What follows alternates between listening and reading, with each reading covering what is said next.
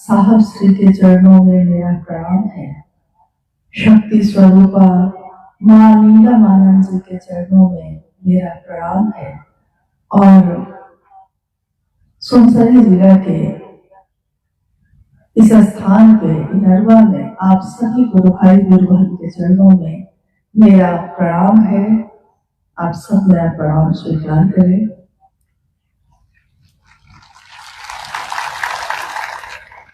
सभी गुरु भाई गुरु बहनों को प्रणाम है। और मैं राजा बाबू सोनी, आप सब कैसे हैं? आशा करता हूं कि आप लोग बहुत ही अच्छे होंगे।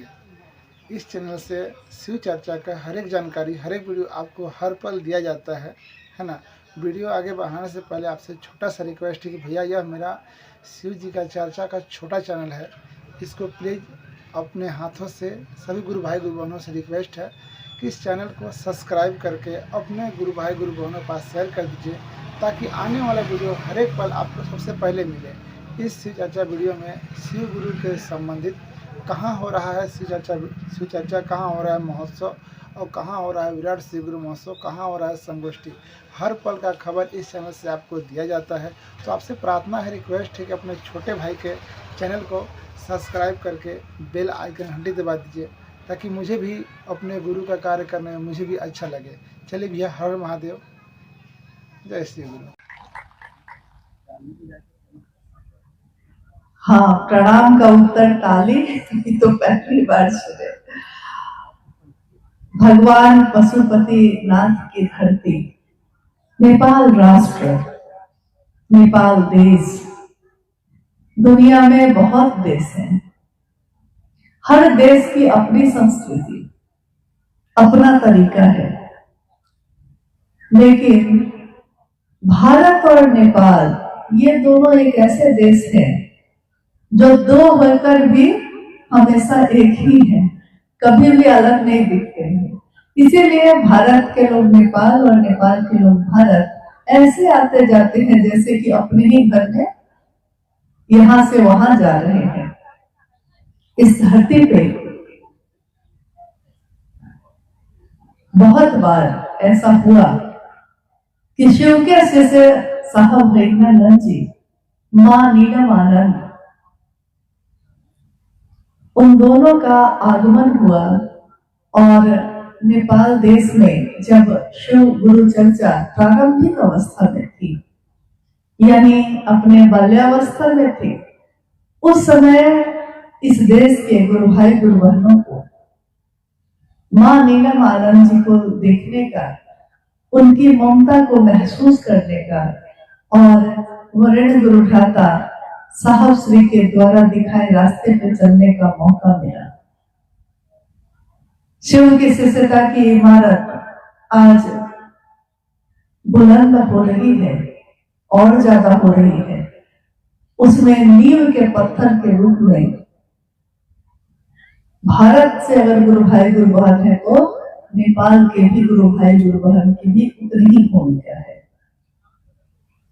हम सबका सौभाग्य है कि अपने गुरु शिव की बात के लिए आपकी धरती पे आना हुआ, और ये भी सौभाग्य है कि आप सबों से भेंट करने का भी अवसर प्राप्त हुआ है। कोई भी भजन, कोई भी गीत, कोई भी शिव की चर्चा जब हम आप बोलते हैं या सुनते हैं तो उसमें उस भाव को महसूस करते हैं। क्योंकि अगर बिना भाव के, बिना दिल के किसी बात को कहा जाए, उसका प्रभाव नहीं होता।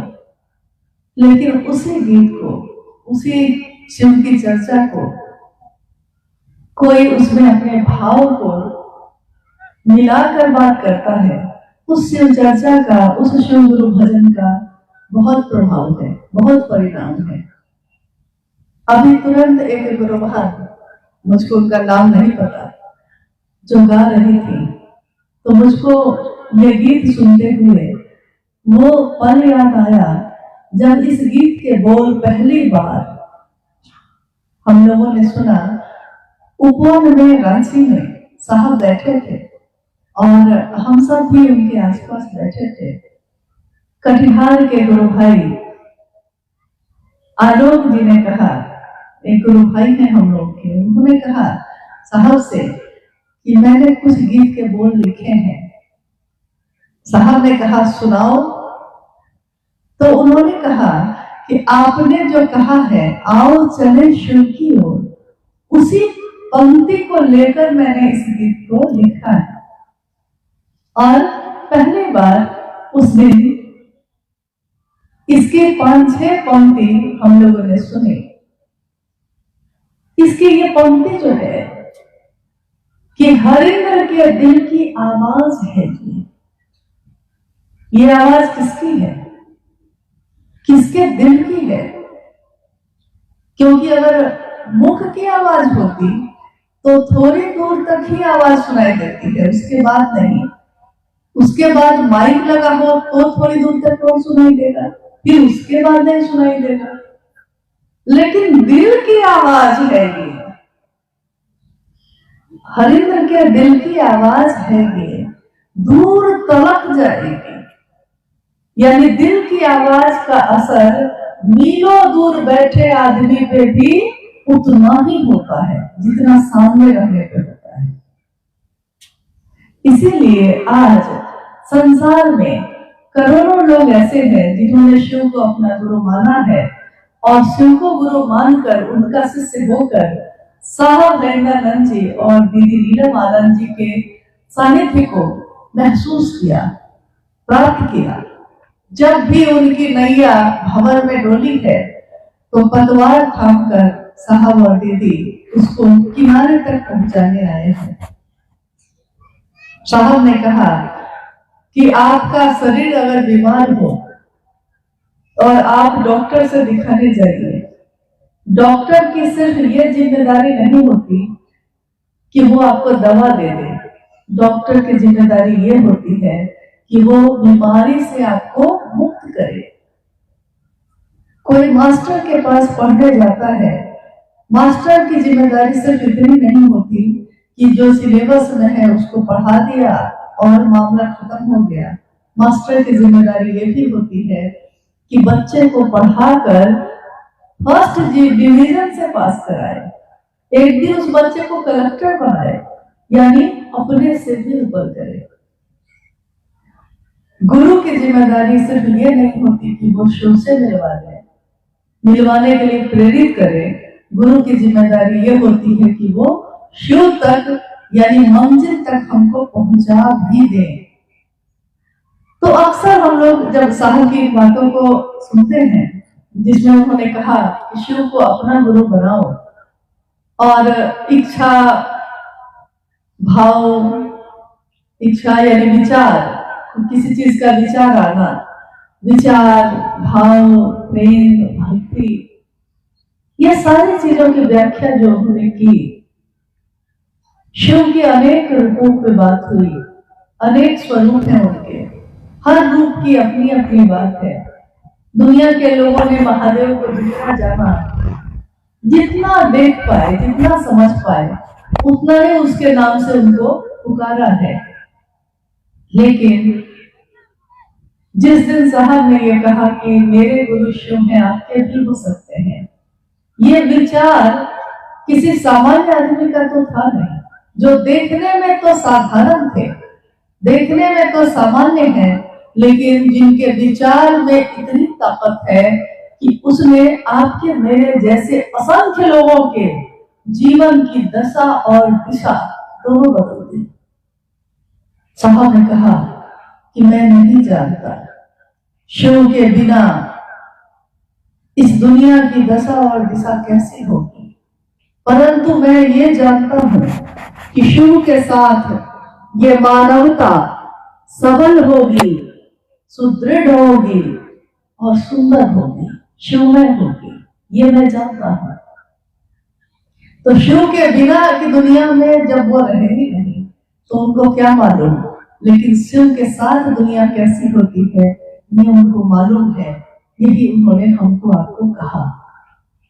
इंसान इच्छा करता है बहुत चीजों की, विचार करता है बहुत चीजों की। आज ये विचार किया है, 2 मिनट के बाद दूसरा विचार आ गया, तो पहला विचार टूट गया। अभी सोचा था कि यहाँ जाएंगे, तब तक किसी ने आके कहा कि चलो ना आज उधर चलते हैं, देखिए विचार टूट गए।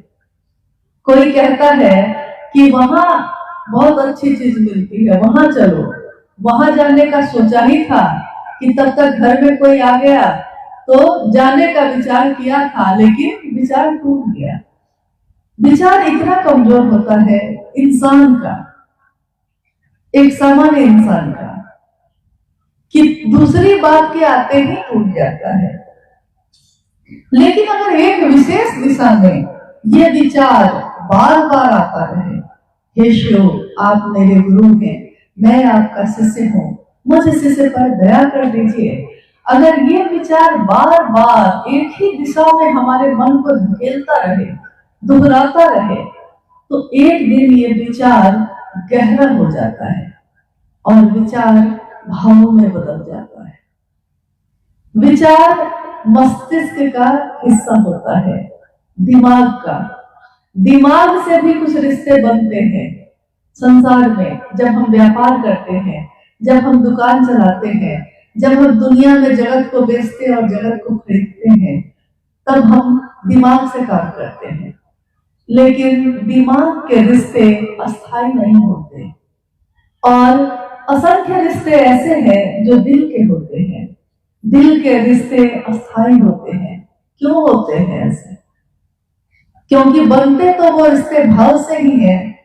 माँ का बच्चे के लिए भाव, माँ का भाव और उसके पुत्र का भाव, भाई का भाई के लिए भाव, बहन का बहन के लिए, दोस्त का दोस्त के लिए, दुश्मन का दुश्मन के लिए, भाव पे रिश्ते बनते हैं। रिश्ते जब भी बनेंगे तो भाव पे ही बनेंगे और भाव में भी लेकिन टूटने की आशंका रहती है। भाव के रिश्ते भी टूट सकते हैं और ऐसा हमारे आपके बीच होता है। कितनी बार ऐसा हुआ है? 20 साल 30 साल से पति और पत्नी हैं, मन नहीं मिला, प्रेम नहीं हुआ और एक दिन आप सुनते हैं कि तलाक हो गए। शरीर से इतना नजदीक रह के भी मन नहीं मिला तो तलाक हो गए। भाई और भाई एक ही माँ के गर्भ से पैदा हुए, साथ ही बचपन बीता, थोड़ा बड़े हुए हैं। जमीन के एक छोटे से टुकड़े के लिए भाई और भाई में ऐसी दुश्मनी हो गई कि रिश्ते टूट गए। हैं तो भाई लेकिन एक दूसरे के घर भी नहीं जाते, देखते भी नहीं एक दूसरे को, यानी भाव भी टूट सकते हैं। गुरु और शिष्य का रिश्ता भी भाव पे ही बनता है, लेकिन इसमें भी टूटने की आशंका बनी रहती है। इसीलिए हमारे आपके जीवन में अगर कोई घटना होती है तो कितनी बार ऐसा होता है कि हमारा मन ये सोचने लगता है कि महादेव आप भी मेरे हैं कि नहीं है, महादेव आप भी मेरे गुरु हैं या नहीं है। साहब ने कहा कि जिस दिन मैंने शिव को अपना गुरु माना था, मुझको कोई विश्वास नहीं था और मैंने तो बहुत छोटी चीज के लिए माना था। आप तो फिर भी कम से कम जगत में कुछ काम लायक चीज है उसके लिए मानते हैं। आप महादेव की पूजा करते हैं, संतान मांगते हैं, नौकरी मांगते हैं, संपत्ति मांगते हैं, लेकिन मैंने तो ये चीजें भी नहीं मांगी कभी। उन्होंने कहा कि मेरे पिता एक सरकारी पदाधिकारी थे, तो घर में पैसे की और सुविधा की दिक्कत नहीं थी, गाड़ी घोड़ा सब था, तो कोई दिक्कत नहीं थी, तो ये मांगने में क्यों जाता? संतान में क्यों मांगता? क्योंकि मेरा तो विवाह ही नहीं हुआ था उस समय तक। विवाह होता तब न संतान मांगता, वो भी मांगने नहीं गया, तो आखिर मैंने शिव से क्या मांगा था उससे? उन्होंने कहा कि मैंने शिव से भगवान समझ के वो गुरु माना उनको, और कितनी छोटी चीज की मांग की उस समय। क्या सोचा था मैंने तो कहा था महादेव चमत्कार सीखेंगे जिसका कोई मोल नहीं इस धरती पे। मैं तो वो सोचकर गया था और गया भी किस मन से? आपका मन तो फिर भी विश्वास करता है, मेरा मन तो इतना हताश था, इतना निराश था कि मैंने बहुत हताश मनोदशा में बिना विश्वास के, बिना श्रद्धा के, संशय ही संशय था मन में, और तब शिव को अपना माना था। लेकिन गुरु ने तो किया कमाल। साहब ने कहा कि मेरे मन को विश्वास नहीं था कि भगवान भी है, कि महादेव आप भी हैं, शरीर में तो आप हैं नहीं, आप सिखाइएगा कैसे? मैंने 3 शर्तें भी लगा दी, आप सिखाइएगा कैसे? लेकिन गुरु शिष्य के शर्तों के अधीन आए। साविधि विधि के साथ नमः शिवाय का प्रवेश उनके सांसों में हुआ। गुरु की दया का प्रत्यक्ष अनुभव उन्होंने मधेपुरा की धरती, जब सिंहेश्वर में प्रसाद चढ़ाने वाली घटना हुई थी, उस समय उन्होंने किया कि कुछ भी नहीं आता था और बस इतना ही कहा था कि बोधो तू इज्जत रखेगा, और महादेव ने उनकी इज्जत रखी। किस तरह उन्होंने महसूस किया कि वो महादेव दिखता नहीं है, लेकिन उसकी दया ना हो तो आपके जीवन में कुछ भी घटित नहीं हो सकता। आकाशवाणी हुई, गुरु आदेशित कर्म आया। उस पर भी साहब ने कहा, मेरे गुरु शिव ने मात्र मुझको इतना कहा है कि तुम जो करते हो दूसरों को करने के लिए कहना। उन्होंने ये नहीं कहा था कि अगर लोग अलग अलग धारा की बात करने लगेंगे तो तुम क्या करोगे। लोग अगर महादेव की बात करके महादेव को ही बेचने लगेंगे तो तुम क्या करोगे। लोग अगर महादेव की बात करके अलग अलग तरीका अपनाने लगेंगे तब तुम क्या करोगे। साहब ने कहा, मेरे गुरु शिव ने मुझको कुछ भी नहीं बताया, क्या करोगे। उन्होंने बस इतना कहा था कि मैं जो कहता हूं सो करो, तुम जो कर रहे हो दूसरों को करने के लिए कहना। गुरु के आदेश में कितना बल होता है। गुरु के आदेश में इतना बल है, इतना बल है कि शिवेच्छा बलि यसी, शिव की इच्छा में ही बल है। ये शिव की इच्छा हुई तब वो गुरु हुए हैं। गुरु की कुर्सी पे तो वो हजारों साल से थे। अभी आपने सुना अनु भैया जब अपनी चर्चा में बोल रहे थे, उन्होंने कहा कि जब सभ्यताओं की खुदाई हुई उसमें सबसे पहले एक प्रतीक के रूप में पत्थर पे बना हुआ जिसपे एक देवता का चित्रण था और उसपे प्रोटो शिव, उसको यानी शिव का प्रतीक कहा गया। पहला नाम ही आया था शिव का उस समय, पशुपति, यानी आपके जो पशुपति हैं जिनकी पूजा हमारे आपके घरों में होती है, प्राचीनतम देवता माने गए। महादेव उनका नाम हुआ था, शिव, शंकर, शंभु, नीलकंठ, नटराज। फिर उनके अनेक रूप हुए। शिव की अवधारणा की बात जब भी धरती पे होती है, आज तक इस दुनिया में, इस ब्रह्मांड में कोई नहीं ऐसा हो सका जिसने कहा हो कि हाँ मैं शिव को जानता हूं या मैं शिव के तत्व को समझता हूं। जब हम बात करते हैं कि ये शिव कौन है, भगवान है, महादेव है, मेरे गुरु है, क्या है तत्व इनका, क्या है ये। जब भी हम जानने की कोशिश करते हैं तो हमारे हाथ खंड में कुछ चीजें आती हैं, लेकिन संपूर्ण महादेव का तत्व नहीं आता। इसकी व्याख्या साहब श्री ने की कि एक रास्ते पे 3 अंधे, आंखों से अंधे 3 व्यक्ति एक रास्ते पे चल रहे थे। सामने से हाथी आ रहा था और तीनों आपस में बात कर रहे हैं कि कोई कह रहा है कि हाथी आ रहा है सामने से। उन लोगों ने कहा कि मेरी आंखें तो है नहीं, मुझको कैसे पता चलेगा कि हाथी कैसा है। तो तीनों ने विचार किया कि हाथी को पकड़कर स्पर्श से छूकर समझ जाएंगे कि कैसा है। हाथी जब नजदीक आया तो एक ने उसके सूंड को पकड़ा, एक ने उसके पांव को पकड़ा, एक ने उसके कान को पकड़ा। लोगों ने पूछा, पास खड़े लोगों ने उन तीनों से पूछा हाथी कैसा है। एक ने कहा कि हाथी खंभे जैसा है, यानी पांव पकड़ा था, पांव का आकार खंभे जैसा था। उसने कहा हाथी खंभा जैसा है। दूसरे ने कहा कि हाथी कैसा है, तो दूसरे ने कहा कि हाथी जो है पंखे जैसा है, यानी कान को पकड़ा तो वो कैसा था, पंखा की तरह। तीसरे ने कहा कि हाथी लचीला है, अंदर से खोखला है, यानी कि उसने सूंड को पकड़ा, और ये घूमता भी है, सूंड को पकड़ा। तीनों झूठ नहीं बोल रहे थे, तीनों ने हाथी के बारे में सच कहा, लेकिन पूरा का पूरा सच नहीं जाने, क्योंकि पूरा का पूरा हाथी को वो देख ही नहीं पाए, छू ही नहीं पाए। शिव की अवधारणा कैसी है, शिव कैसे हैं? तो साहब ने कहा कि धरती के लोगों ने जिस मनोदशा में शिव को अपना माना या उनके नजदीक हुए, उन्होंने शिव की व्याख्या वैसे ही कर दी। किसी ने देखा कि अरे ये तो काल का भी काल है, काल भी किससे डरता है? काल एक ऐसी चीज है जो किसी से नहीं डरता, लेकिन एक सत्ता ऐसी है जिससे काल भी डरता है। तो उस सत्ता को नाम दिया महाकाल, यानी जो काल को भी नियंत्रित करता है। काल भी जिसके आगे झुक के शिव शिवम शिवम शिवम हंसता है,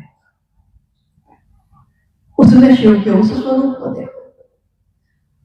किसी ने कहा कि जीवन और मृत्यु के चक्र से कौन निकाल सकता है हमको? तो उस रूप से ढूंढा, महामृत्युंजय नाम दिया, यानी मृत्यु को भी जो जीत सकता है, मृत्यु और जन्म के चक्र से जो मुक्त कर सकता है, महामृत्युंजय। कहानी आई कि जब समुद्र मंथन हुआ और कालकूट विष सामने आया, देवता भी भागने लगे, राक्षस भी भागने लगे, चारों तरफ जहर ही जहर फैल गया। तो सारे लोग दौड़कर भागकर किसके शरण में गए? तो शिव के शरण में गए, और शिव ने उस कालकूट विष को अपने हथेलियों में लिया और पी लिया। कंठ पे ही आके रुक गया, कहानी है, कंठ पे आके रुक गया, तो उनका नाम पड़ा, इस कथा के माध्यम से उनका नाम पड़ा नीलकंठ। किसी ने कहा हरि है वो, यानी हर लेते हैं दुख को। जो उनको प्रेम करता है वो उनको दुख नहीं बताता, लेकिन हरि के रूप में वो हर लेते हैं, चुरा लेते हैं उसके दुख को। तो हरिहर भी कहा, यानी जिसने जैसा चाहा, कोई तंत्र के माध्यम से गया, कोई मंत्र के माध्यम से गया, आपने जागा जागा महादेव जो जागरण भजन सुना होगा, मां नीलम आनंद जी के द्वारा लिखित, जो ज्यादातर चर्चा स्थलों पे हरा भोला के बाद जागरण भजन हम गाते हैं, उसमें ये पंक्तियां उन्होंने लिखी हैं। तंत्र दाता गुरुदेव, मंत्र दाता गुरुदेव, मेरे गुरु महादेव, देवों के देव मेरे गुरु महादेव। और हरेश्वर महादेव हो, योगेश्वर महादेव, परमेश्वर महादेव, यानी कि जगत के गुरु भी महादेव, सब कुछ क्या है तो महादेव है। अब इस काल खंड में शिव का जगत गुरु स्वरूप व्यापक होने लगा। ये किसके द्वारा हुआ? क्योंकि और सारे स्वरूप तो प्रसिद्ध थे, प्रसिद्धि में है। महाकाल का मंदिर है उज्जैन में, पूरी दुनिया के लोग वहां जाते हैं। वैद्यनाथ के रूप में देवघर में है, वहां भी दुनिया के लोग जाते हैं, वैद्यों के भी जो वैद्य हैं। हर स्थान पे, यहाँ नेपाल में पशुपतिनाथ के रूप में पूरी दुनिया के लोग यहाँ आते हैं। यानी शिव के दान दाता अनेक स्वरूप हुए और दुनिया के लोग उन रूपों से जुड़े, प्रसिद्ध भी हुए। गुरु जगत गुरु का स्वरूप भी उनका तो उसी समय से था ना, हजारों साल पहले से था, लेकिन उस रूप से लोग जुड़े ही नहीं। या तो किसी ने बताया नहीं, कोई रास्ता दिखाने वाला नहीं था, कोई समझाने वाला नहीं था। लोग भी जो मिले हम लोगों को, तो उन लोगों ने तो यही समझाया कि अरे महादेव है वो, देवों के देव हैं, इतने बड़े देवता हैं, देवता से भी ऊपर हैं, और हम और आप तो सामान्य हैं, अति सामान्य हैं। तो कहा महादेव और कहा हम। एक दिन साहब ने यही वाक्य महादेव को संप्रेषित किया था। महादेव, कहा आप और कहा मैं, एक नाली का कीड़ा। कहा आप हैं और कहा एक नाली का कीड़ा मैं। और साहब ने कहा यह घटना उपवन में हुई थी, जब संप्रेषण में ये आया था। उन्होंने जब ये कहा, थोड़ी देर बाद उन्होंने कहा कि उत्तर आ गया। हम लोगों ने पूछा क्या उत्तर आया? साहब ने कहा उत्तर तो बहुत छोटा आता है ना उनका। उत्तर आया है कि नालियां भी शिवलिंग को जाती हैं, नालियां भी मंदिर को जाती हैं। और उन्होंने, साहब ने कहा कि कितनी अद्भुत बात है कि अगर मंदिर में भगवान है, महादेव है, तो मंदिर को बंद करने का और खोलने का समय है। यानी इंसान अगर दरवाजे से जाता है तो समय है, सुबह से लेके 12 बजे तक, 4 बजे से लेके 8 बजे तक। लेकिन अगर नालियां जा रही हैं अंदर, शिवलिंग पे जो चढ़ता है और नालियों से निकलता है, नालियों के बंद होने और खोलने का कोई समय नहीं है। यानी वो 24 घंटे खुली हुई है। और अगर हम ये समझते हैं कि हम नाली के कीड़े ही हैं, तो ये नालियां तो सीधे मंदिर को जाती है। यानी शिव का शिष्य चाहे जिस भी अवस्था में हो, किसी भी अवचेतन अवस्था उसकी गहरे से गहरे अंधेरे में हो, चेतना उसकी गहरे अंधेरे में हो, लेकिन उस स्थिति में भी जब चाहे अपने शिव से मिल सकता है। उसके लिए कोई दरवाजा नहीं है। सीधे नालियां कहाँ जा रही हैं? तो महादेव के पास ही जा रही हैं। साहब की व्याख्या महादेव के लिए, इस रास्ते पे चलने वालों के लिए कितनी अद्भुत है और कितनी सरल है। क्योंकि बड़ी बड़ी बातें लोग हम लोगों से कहते रहे, हम नहीं समझ सके। बड़ी बड़ी बातें, संस्कृत के श्लोक, बड़े बड़े ग्रंथ, शिव के अनेक रूप, कर्म कांड, रुद्राभिषेक, इतनी भारी और बड़ी चीजें कि हमारे आपके जैसे लोगों से तो ये संभव ही नहीं हो रहा था। और साहब ने कहा आप जगत के गुरु हैं, तो जगत का एक एक व्यक्ति आपका शिष्य हो सकता है। और चले थे वो महादेव की तरफ अकेले। उन्होंने तो शिव को अपना गुरु माना था और शिव की तरफ चल रहे थे। मात्र नीलम आनंद जी को, अपनी धर्मपत्नी माँ नीलम आनंद जी को उन्होंने ये कहा था, बाकी किसी से उन्होंने ये बात नहीं कही। लेकिन महादेव का जब संदेश आया तो महादेव ने उनको जगत की तरफ ही भेज दिया। महादेव ने कहा जो तुम करते हो सिर्फ उतने से काम नहीं चलेगा, दूसरों को भी करने के लिए कहो। अब धरती के लोगों को ये संदेश देने में उन्होंने कोई भेद नहीं किया। उन्होंने कहा शिव को गुरु बनाने के लिए प्रेरित करने में लोगों की आज भीड़ हो गई, लाखों करोड़ों की संख्या में लोग हो गए और भी अरबों में जाएंगे।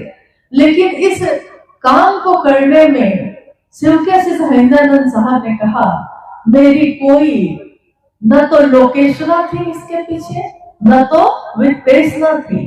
अर्थ धर्म मोक्ष का ये 4 ही तरीके के काम होते हैं धरती पे, जिसके लिए कोई भी कोई काम करता है। लेकिन मेरे मन में तो ऐसी कोई भावना नहीं थी। मैंने शिव के लिए ये काम किया, मेरे गुरु ने कहा इसलिए इस काम को किया। इस काम को करने में शिव मंजिल है और उस मंजिल तक पहुंचने में उन्होंने 3 सूत्रों का निरूपण किया। हम आप सब जानते हैं, सालों से हम लोग इस 3 सूत्र को कर रहे हैं। मन ही मन अपने गुरु शिव से ये कहना, कि हे शिव, आप मेरे गुरु हैं, मैं आपका शिष्य हूँ, मुझ शिष्य पर दया कर दीजिए। मन ही मन बार बार ये कहना याचना की अभिव्यक्ति है, भक्ति की अभिव्यक्ति है। यानी एक भक्त बार बार झुकता है प्रेम और समर्पण में और ये पुकारता है, कहता है। दूसरे सूत्र में उन्होंने कहा कि शिव की चर्चा करनी है, लेकिन शिव की चर्चा इस शब्द का प्रचलन हजारों साल में कभी किसी ने नहीं किया। शिव की कथा का प्रचलन था, राम की कथा, कृष्ण की कथा, शिव की कथा, शिव पुराण की कथा, लेकिन शिव की चर्चा ये शब्द जो है इसका प्रचलन पहली बार इस कालखंड में अगर किसी ने किया है तो शिव से साहब हरिंद्र जी ने किया। 3 सूत्रों में यानी ईश्वर से कृपा मांगने का प्रचलन था। ईश्वर कृपा करेंगे तब ना, कृपा में कर्म छिपा है, यानी कृपा पाने के लिए कर्म करना पड़ता है, कुछ करेंगे तो पाएंगे। लेकिन साहब हरिंद्रानंद जी ने कहा यहाँ करने जैसा कुछ भी नहीं है, यहाँ झुकने की जगह है। ये वो दर है जहां सर भेंट चढ़ाए जाते हैं, सदियों से सताए लोग यहाँ सीने से लगाए जाते हैं। ये महादेव का दर है, यहाँ झुकने की विधा है। अकर और अहंकार जैसा कुछ भी नहीं है, करने जैसा कुछ भी नहीं है। मखमल की तरह मुलायम होने की विधा है शिव के शिष्यता। और इसके लिए उन्होंने ये जो सूत्र दिए, तो दूसरे सूत्र में शिव की बात दूसरों से करनी है, लेकिन इसके पीछे मनसा एक ही होनी चाहिए कि कोई दूसरा महादेव के तरफ थोड़ा सा चल सके, उसका मन झुक सके महादेव के लिए। इतना अगर हो जाए, दिल से की हुई शिव की चर्चा का प्रभाव होता है, इतना हो जाए तो आप समझिए कि आपने अपने गुरु के लिए कुछ कृतज्ञता, कुछ एहसान चुकाने का काम किया है। एहसान चुकाया तो नहीं जा सकता, कर्ज चुकाए जाते हैं, लेकिन आपने कभी सुना है कि एहसान चुकाया जा सकता है? किसी से कर्जा ले लिए हैं तो एक दिन चुका दीजिएगा, सामान उधार ले लिए हैं चुका दीजिएगा, पैसा उधार लिया है चुका दीजिएगा।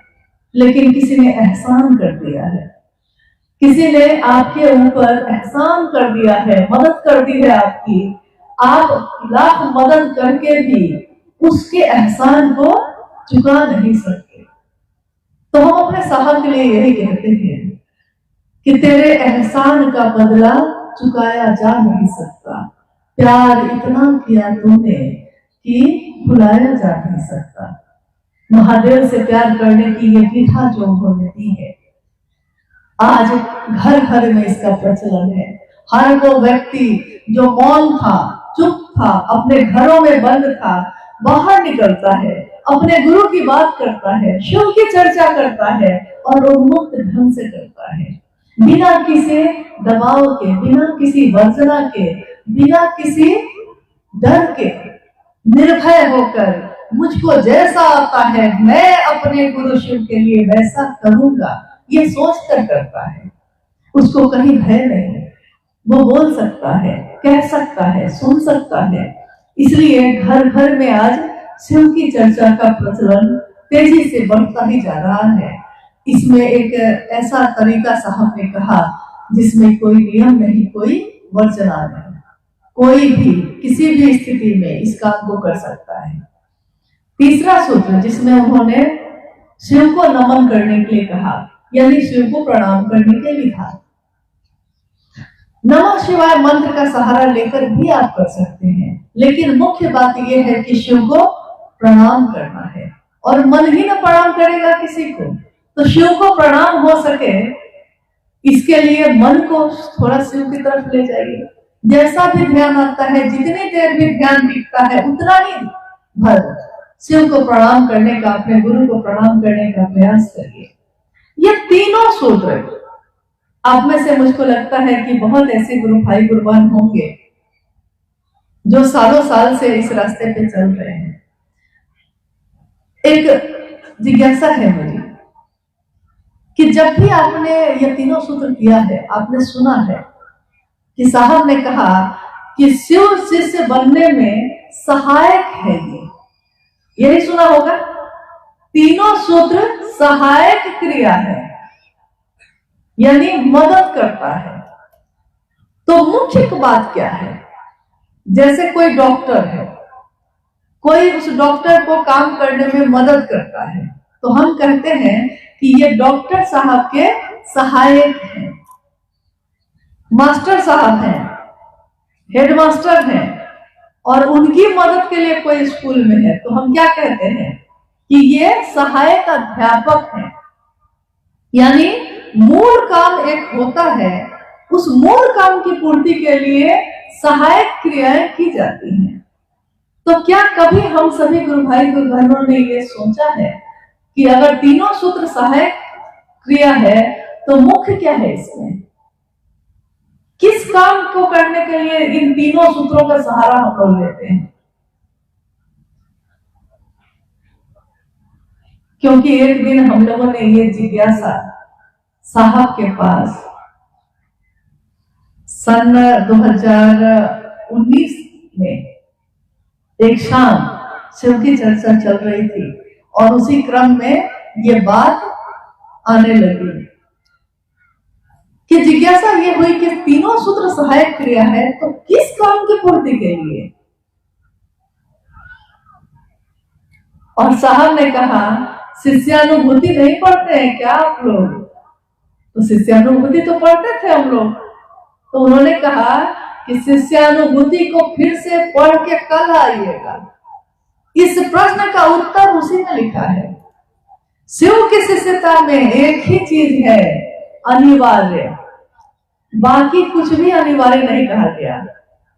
कोई नियम नहीं, कोई वर्जना नहीं, कोई बंधन नहीं। आप जैसे हैं जो हैं अपना करिए महादेव की बात।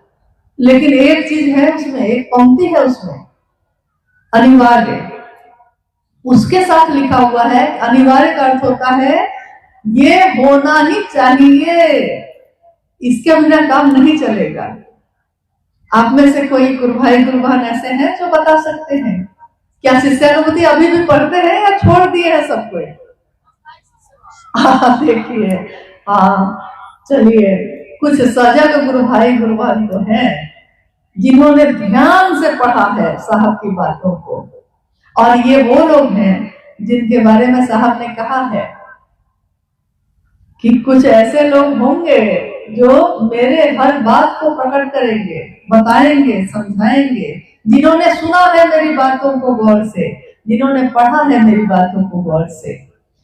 शिष्यानुभूति में एक पंक्ति है, शिष्य का अस्थाई शिष्य भाव होना अनिवार्य है। यानी अस्थाई, हमेशा के लिए हो जाए, बदले नहीं।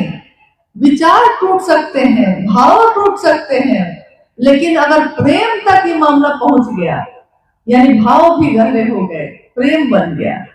अब प्रेम बदलता नहीं है, चाहे वो मीरा का कृष्ण से हो जाए, चाहे वीर का रांझा से हो जाए, चाहे लैला का मजनू से हो जाए, चाहे शिव शिष्यों का शिव से हो जाए। प्रेम हो जाए तो बदलता नहीं है। दुनिया इधर की उधर हो जाएगी, लेकिन प्रेम कर लिया है तो बदलेंगे नहीं। एक पंक्ति है बड़ी सुंदर, जो साहब की चर्चा चल रही थी, उसमें साहब ने कहा था, उस समय कहा कि मुझे इसका डर नहीं है कि बदल गई है दुनिया, कि दुनिया तो बदलती रहती है हमेशा, कभी कुछ कहती है, कभी कुछ कहती है। आज अपना बन के आती है, कल उसी को हम पे ही विश्वास नहीं होता। तो दुनिया तो बदलती रहती है, मौसम भी बदलने में थोड़ा समय लेता है, लेकिन आदमी तो उससे भी तेजी से बदलता है, क्षण में बदल जाता है, पल में बदल जाता है। तो उन्होंने कहा कि मुझे इसका डर नहीं है कि बदल रही है दुनिया, मेरी जिंदगी है तुमसे, शिव के शिष्यों से ही मेरी जिंदगी है। उन्होंने कहा कि मेरी जिंदगी है तुमसे, कहीं तुम बदल न जाना। तो प्रेम में आ गए हैं तो बदलिएगा मत, क्योंकि प्रेम बदलता नहीं है। सूली पे चढ़ा दिया तो कहा मंसूर ने, खुदा से प्रेम था। राजा ने कहा मुझको खुदा कहो, उसने कहा नहीं, और उसको फांसी पे चढ़ा दिया गया। चढ़ा वो सूली पर, सूली मतलब जिस पे फांसी दी जाती है। सारे लोग सामने खड़े थे और उसने कहा उस दिन कि चढ़ के सूली पे मंसूर बोला, इश्क है ये, तमाशा नहीं है। इश्क, मोहब्बत, प्रेम महादेव से हो जाए तो क्या नहीं हो सकता। जो कहा साहब ने, अगर आपकी आंखें महादेव के लिए रो सकती हैं, महादेव के काम के लिए आप बेचैन होते हैं, रोते हैं, ये धरती अपनी जगह छोड़ सकती है, ये आसमान अपनी जगह से हिल जाता है, अगर आप महादेव के लिए रोते हैं तब। और ये बड़ा मुश्किल है, लेकिन असंभव नहीं। जिस रास्ते पे चलना उन्होंने सिखाया है, उस रास्ते पे चल के ये प्रेम, ये भक्ति, ये शिव के लिए शिष्य का भाव हमारे मन में जगता है। और ये जागरण है, शिव के शिष्य का जागरण है, व्यक्ति के मानसिक और आध्यात्मिक तल का। ये क्रांति नहीं है, ये आंदोलन नहीं है, ये हंगामा खड़ा करने की विधि नहीं है, ये तो जागरण है। एक एक व्यक्ति के मन में शिव जाग जाए, इसका आज इस शिव गुरु महोत्सव का आयोजित करने का उद्देश्य भी यही है। यहाँ के गुरु भाई गुरु बहनों ने अथक परिश्रम करके इस कार्यक्रम का आयोजन किया है। कार्यक्रम तो एक दिन का होता है, 4-5 घंटे का होता है, लेकिन उस कार्यक्रम में शामिल होने वाले लोग, उस कार्यक्रम की व्यवस्था करने वाले लोग महीनों से इस काम में लगे रहते हैं। क्या सारे के सारे लोग इसलिए लगे रहते हैं कि उनको पैसा कमाना है, सम्मान कमाना है, भीड़ जमा करनी है? नहीं। शिव शिष्यों की असंख्य भीड़ में ज्यादातर गुरु भाई गुरु बहन इस मनसा से कोई भी आयोजन करते हैं कि मेरे गुरु शिव की स्थापना हो, जागरण हो, नई चेतना जगे लोगों में, शिव के लिए आवेश पैदा हो, शिव की तरफ हमारा मन झुके चले। आज भी इसीलिए शिव शिष्यता इतनी व्यापक है, क्योंकि हम में से सारे शिव, जो भी शिव के शिष्य है, क्योंकि लक्षण बताते हैं, लक्षण बता देते हैं कि ये कहता तो है कि गुरु भाई है, गुरु बहन है, लेकिन इसके लक्षण क्या है? लक्षण बता देता है कि किस मनसा से वो महादेव का काम कर रहा है। अगर वो अपने शिव के लिए कर रहा है तो उसको किसी बात का भय नहीं। कोई उसको चाहेगा ना चाहेगा, कोई मानेगा ना मानेगा, उसको किसी बात का भय नहीं। वो तो बस इस रास्ते पे चल रहा है और लोगों को प्रेरित करने की कोशिश कर रहा है, जितना भर उसका सामर्थ्य है, जितना ही है। निर्बल है हमारा अपना निर्बल है, हमारे गुरु तो नहीं। क्योंकि काल को भी जिससे डर लगता है वो है मेरा आपका गुरु, तो वो निर्बल नहीं है। उससे बड़ा सामर्थ्यवान कोई दूसरा नहीं, उससे बड़ी शक्ति, परम शक्ति, परम सत्ता, उससे बड़ी कोई भी नहीं। हमने उसको अपना गुरु माना है। और आइए इस महोत्सव के गुरु मंच पे अगर कुछ जिज्ञासा आई है, जिज्ञासा वो होती है जो सचमुच आपके मन में पैदा हो, क्योंकि देखा देखी में तो हम लोग बहुत कुछ पूछ देते हैं। गुरु के मंच पे गुरु की बात होती है, शिव शिष्यता की बात होती है, महादेव और साहब दीदी की बात होती है। इसके अलावा इस गुरु मंच पे हम लोग कोई तीसरी बात नहीं करते। तो जिज्ञासा भी वैसी होनी चाहिए जिससे हमारा मन जो भ्रम में पड़ा है उस भ्रम से निकलकर शिव के तरफ शिवगामी हो, तीव्रगामी हो और तेजी से बढ़े। आइए हम लोग कुछ जिज्ञासाओं पे भी बात करते हैं।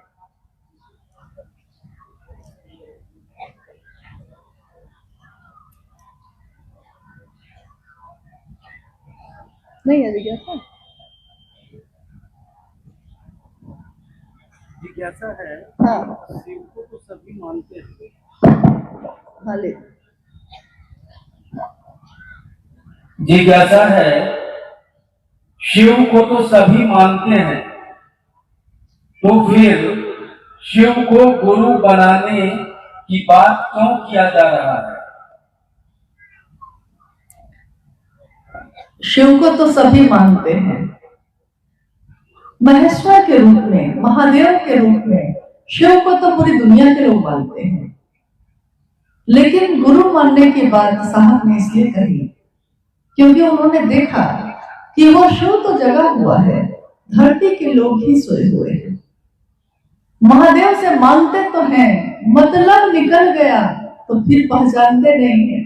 मतलब मनोकामनाओं की पूर्ति के लिए महादेव के पास जाते हैं, लेकिन मनोकामना पूरी हो जाए तो फिर महादेव कहाँ और हम कहाँ। फिर अपनी खुशी में डूब जाते हैं। फिर दुख आता है, आएगा ही।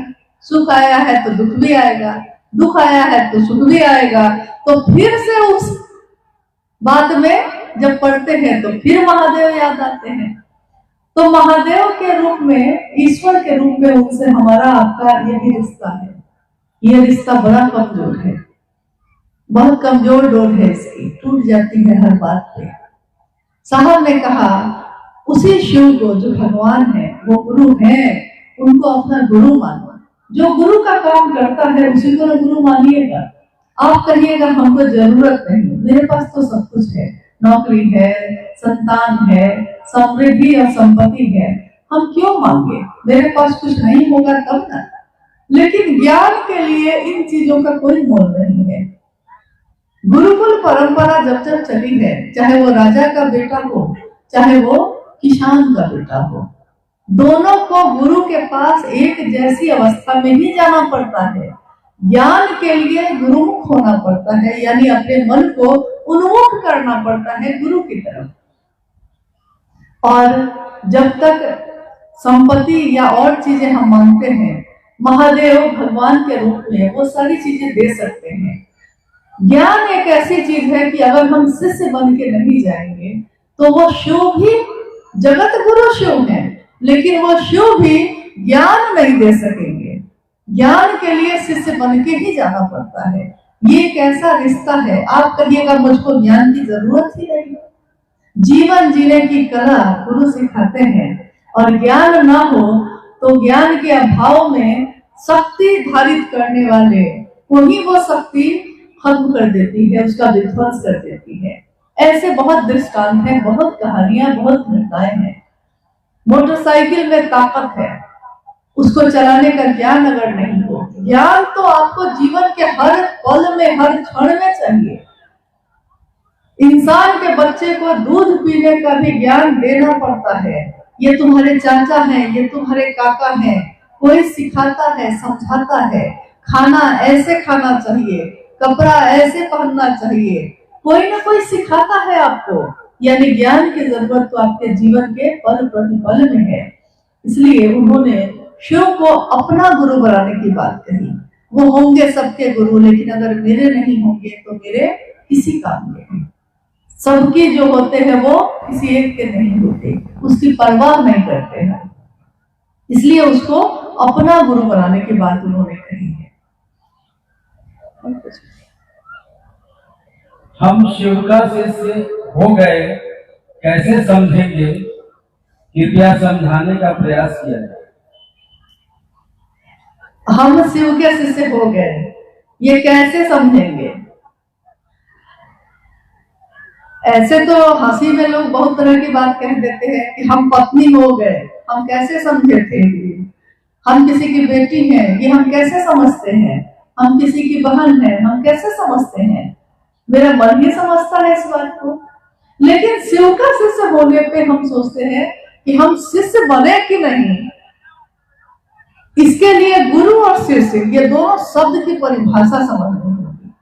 शिष्य वो जो गुरु के आदेश अनुसार करने की क्षमता रखता हो। जो गुरु ने कहा है वही भर करेगा, उससे ज्यादा न कम। गुरु के अनुशासन में रहेगा, गुरु के आदेश में रहेगा। तो गुरु और शिष्य परंपरा में हम ये काम करते हैं। अब गुरु की दुनिया में शिष्य होता है और शिष्य की दुनिया में गुरु, इन दोनों की दुनिया में एक दूसरे के सिवा कोई नहीं होता। अब आइए कि हम कैसे समझेंगे कि हम शिष्य बने कि नहीं। इसके लिए साहब वैद्यनाथ जी ने एक बात कही। उन्होंने कहा कि आप अपने मन में ही इसका थर्मामीटर लगा सकते हैं। जैसे मेरे शरीर में बुखार कितना है, इसके लिए हम थर्मामीटर लगा के देखते हैं ना शरीर में कि बुखार कितना है, वैसे ही अपने मन में ये थर्मामीटर लगा लीजिए कि शिव के शिष्य हुए कि नहीं हुए। ये परवाह से पता चलता है। तो अगर 24 घंटे में, एक दिवा काल में, यानी 24 घंटे में आपका मन शिव की परिधि में कितनी देर रहता है, शिव के घेरे में कितनी देर रहता है, आपके मन में शिव का ध्यान कितनी देर रहता है, ये अगर आपने नाप लिया तो आपको इससे पता चलता है कि मैं शिव से हो भी रहा हूं कि नहीं। कि अगर मेरे मन में ये चल रहा है दिन रात कि उस गुरु भाई ने क्या किया, उसको वहां से हटाएंगे, उस गुरु बहनों को अपनी टीम में शामिल करेंगे, मैं उसका क्षेत्राधिकारी बन जाऊं, मेरा ये इलाका है, अगर आपके मन में ये सब चल रहा है 24 घंटे, तो शिवशिष होना तो दूर की बात है, अभी तो आप चले भी नहीं। लेकिन अगर आपके मन में ये चल रहा है मेरे महादेव का काम हुआ कि नहीं, वहां गए कि नहीं भैया, हम नहीं जा सके, बीमार हो गए, लेकिन हम फोन से भी पूछ रहे हैं कि दीदी आप लोग गए कि नहीं, भैया आप लोग गए कि नहीं, यानी सजग है, मेरा मन जगा हुआ है। सुबह से ही मेरे मन को याद है कि 3 बजे हमको साप्ताहिक चर्चा में जानी है, लेकिन मेरे मन को याद सुबह से ही है। हम सुबह से लेकर 3 बजे तक काम कर रहे हैं, अपने घर का, अपने दुकान का, अपने खेत का, लेकिन मेरे मन में हर कुछ देर के बाद महादेव दस्तक दे रहे हैं। कितना बजा, कितना बजा, दुकान में कोई आया तो महादेव की बात, गए हैं कहीं तो महादेव की बात। अब महादेव इतना बोलते हैं, इतना बोलते हैं कि चुप ही नहीं होने देते हैं। जो मौन थे, चुप थे, उनके अंदर से महादेव बोल रहे हैं। और यही भाषा है, वो शिव जो दिखता नहीं है, कण कण में है, लेकिन 1000 पांवों से वो शिव चलता है, 1000 आंखों से वो देखता है, 1000 मुख से वो बोलता है और 1000 कानों से वो सुनता है। और ये हजारों हजार पांव किसके हैं? वो शिव के गणों के हैं, वो शिव के शिष्यों के हैं, जो अपने शिव के काम के लिए चल रहे हैं, जा रहे हैं, आ रहे हैं, जो अपने शिव के लिए बोलते हैं, जो अपने शिव की बात को सुनते हैं और जो अपने शिव को ही हर व्यक्ति में देखते हैं। आपने देखा होगा साहब ने हमेशा आपके प्रणाम करने से पहले ही अपने हाथों को जोड़ा है, प्रणाम किया है। उन्होंने कहा कि मैं आपको प्रणाम नहीं कर रहा, आप समझते हैं कि अरे मुझको प्रणाम कर रहे हैं, मैं आपको नहीं, मैं आपके अंदर मेरे जो शिव है, मेरे जो गुरु है, मैं उनको प्रणाम करता हूँ, वो शिव का अंश है, तो उसको मेरा नमन है, मेरा प्रणाम है। यानी थर्मामीटर तो आपके पास है, आपके मन में ही है। आप अकेले बैठिए और खुद में सोचिए कि आपने अपने गुरु के काम के लिए कितना सोचा है और आपने किसी का पैर खींचने के लिए कितना सोचा है। इसी में पैमाना है, यही तो थर्मामीटर है। आपने किसी को बढ़ाने के लिए महादेव के काम में कितनी मदद की है और आपने किसी को की समीक्षा करने में कितना समय बिताया है, किसी को बढ़ाने का सोचा है। इससे सुंदर बात नहीं हो सकती, क्योंकि शिव को चाहने वाला, उसके दिल का विस्तार पूरी दुनिया होती है। वसुधैव कुटुंबकम, यह पूरी दुनिया ही मेरी है, मेरे भाई है, मेरी बहन है। तो मेरा भाई चाहे अच्छा हो या बुरा, हम उसकी शिकायत दुनिया में नहीं करते, हम अपनों की अच्छाई दुनिया को बताते हैं, बुराई नहीं। और रही बात अपनों की, तो ये सारी दुनिया अपनी है, इसके पीछे मूल कारण तो शिव है ना। शिव अपने हैं तब ना दुनिया अपनी। महादेव मेरे ना होते तो क्या ये गुरु भाई गुरु बहन मेरे होते? और साहब ने अगर नहीं बताया होता, माँ दीदी नीलमानंद जी ने पल्लवित पुष्पित नहीं किया होता तो क्या शिव मेरे आपके गुरु होते? हम सभी शिव के शिष्य कृतज्ञ हैं, एहसानमंद है, झुके हैं अपने साहब और दीदी के लिए और हर उस व्यक्ति के लिए जिसने अपने गुरु के काम में अपना योगदान दिया है, बढ़ा है, आगे बढ़ते जा रहे हैं। साहब हरिमानंद जी की वो पंक्ति आपने पढ़ी होगी या शायद उनसे कभी सुनी होगी। उन्होंने हमेशा कहा कि लोग प्रतिदिन मुझसे मिलने आते हैं, मन से भी मिलते हैं बहुत लोग, हर आदमी शरीर से नहीं आता, मन से ज्यादा लोग मिलते हैं।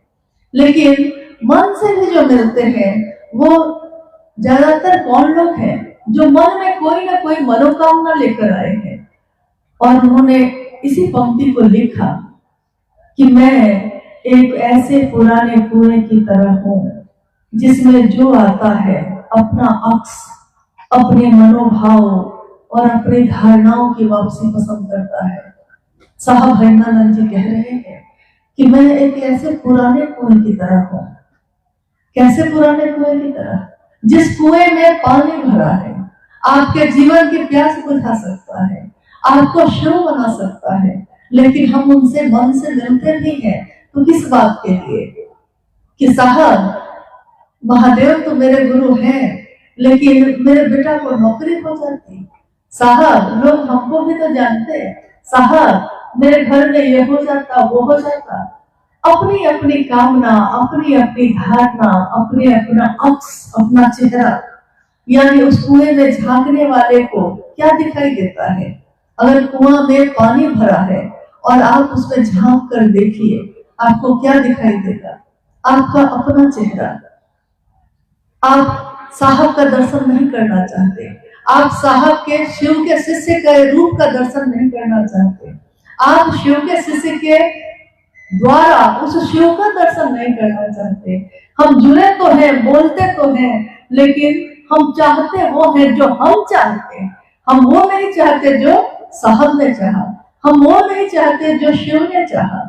तो साहब हरिमानंद जी ने कहा कि जो आता है वो याद रखना चाहिए उसको कि लौटती उसकी परछाई ही है, लौटता उसका अक्स ही है, उसी का चेहरा उसको दिखाई देता है। वो जो आवाज लगाता है उस कुएं में, वही आवाज लौट कर उसके पास जाती है। कोई शिव की आवाज लगाएगा तो शिव ही लौट कर आएंगे, और कोई कामनाओं की आवाज लगाएगा तो उसको वो मिलेगी, लेकिन बस उतना ही पर। हमारी आपकी कामना कितनी? गोरी तेरा आंचल कितना है? हमारे आपकी मनोकामना कितनी? हम जिस दिन चाह लेंगे कि महादेव मेरे हो जाए, दुनिया के हो जाए, उस दिन आपकी ताकत अकेले की नहीं होगी, एक बूंद की ताकत ज्यादा नहीं होती, एक पानी के बूंद की कोई ताकत नहीं, लेकिन वो पानी की बूंद अगर एक कटोरी के पानी में मिल जाए तो अब उसकी ताकत उस कटोरी भर पानी की तो है। अगर वो झरने में मिल जाए तो पहाड़ के झरने की ताकत है अब उस बूंद की, और वो समंदर में मिल जाए तो समंदर की ताकत है उसकी। वो एक बूंद था जरूर, लेकिन वो बूंद मिल गया समंदर में, तो अब उसकी सामर्थ्य समंदर जैसी है। जो शिव का शिष्य अपने शिव के लिए लोगों से मिलता है, काम करता है, चलता है गुरु कार्य में, वो शिव से मिलता है और उसकी सामर्थ्य काम नहीं करती, लेकिन उसके गुरु की सामर्थ्य काम करती है। इसलिए आइए हम सब ने जो आज सुना जाना, जितना घर जाना, जितना वर्ड सुना, अपने जीवन में आत्मसात करें, अपने साहब और दीदी की बातों को गौर से सुने, उन्होंने क्या कहा है, उन्होंने क्या चाहा है। जितना आप उनकी बातों को जो उन्होंने लिख दिया है, जो उन्होंने बोला है, जितना सुनेंगे, जितना पढ़ेंगे, उतना हमारा मन हर भ्रम से मुक्त हो जाएगा और निर्बाध गति से शिव की तरफ चलता चला जाएगा, क्योंकि उस रास्ते के लिए चलने के लिए साहब स्वयं खड़े हैं, लेकर चल रहे हैं। हमारे आपके घरों में एक कहावत है जो शायद आपने भी सुनी होगी, क्योंकि सीमांचल पे भारत और नेपाल में एक ही कहावत चलती है, कहावत यह है कि लाद द लदवा द और घरे तक पहुंचा द। सुना है आपने? लाद द लदवा द, अब घरे तक भी पहुंचा द। एक बार साहब से हम लोगों ने कहा, साहब ने कहा कि मैंने कहा कि शिव को अपना गुरु बनाओ, तो लोगों ने शिव को अपना गुरु बनाया। मैंने कहा कि 3 सूत्र करने से तुम्हारा मन शिव की तरफ अस्थायी भाव से भरेगा, तो लोगों ने 3 सूत्र भी किए। मतलब मैंने कहा लादा लादा लदवादा, मतलब अब 3 सूत्र हमसे नहीं होता है साहब। तो मैंने कहा, साहब ने कहा कि मैंने कहा कि चलो महादेव से दया मांगो, उनकी दया होगी तो होने नहीं, यानी लदवा देता। अब हम लोगों को ये सब मिल भी गया, तब भी हम कहते हैं कि साहब हम महादेव तक जा ही नहीं पा रहे हैं, बाधा ही बाधा है, कष्ट ही कष्ट है, जंजीर ही जंजीर है। तो लाद द लदवा द, और अब कहते हैं कि घरे तक यानी महादेव तक भी पहुंचा द। तो साहब कहते हैं कि तब चलो आओ चले शिव की ओर, यानी मेरे साथ चलो। चलो घर तक भी पहुंचा ही देते हैं। रास्ते में साथ छोड़ने के लिए उन्होंने साथ नहीं लिया है, उन्होंने साथ लिया है मंजिल तक पहुंचाने के लिए। तो हम सभी शिव के से हैं और अपने गुरु के चरणों में ये याचना करते हैं, ये आशीर्वाद मांगते हैं अपने साहब और दीदी से कि वो हमारे जीवन को शिवमय करे, सुखमय करे, हमारे जीवन के कांटों को कुछ कम करे, हमारे कष्ट को कुछ कम करे, ताकि हम इस रास्ते पे और तीव्र गति से उनके साथ आनंद में डूबे हुए चल सके अपने महादेव के रास्ते पे। दुनिया में बहुत कुछ है, लेकिन उसको देखने का समय नहीं, क्योंकि मीलों अभी मीलों हम सबको चलना है, अभी जाना है, अभी मंजिल बाकी है, अभी तो कारवां है, चल रहे हैं सब इस कारवां में, लेकिन इस कारवां को जाना कहाँ है? महादेव के पास। तो आइए हम सब एक दूसरे का साथ दें और अपने महादेव के काम में अपनी सहभागिता भी दें। आप सभी के चरणों में प्रणाम है, आप सबको मेरा